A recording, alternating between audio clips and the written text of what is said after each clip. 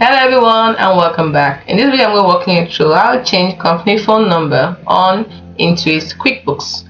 Let's say my company phone number, let's say the one we're using before, we no longer need it, we disconnected us for one reason or the other. I want to put in a new company phone number. How do we do it? It's quite simple.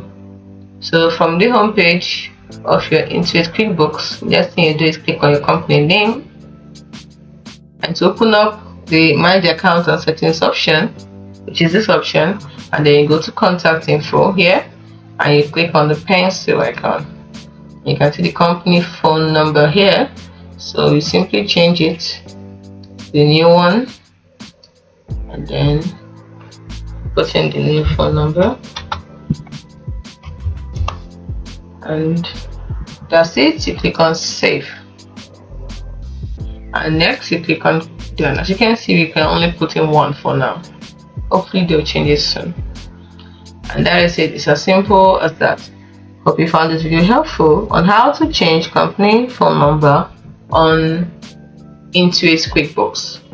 So see you in the next video.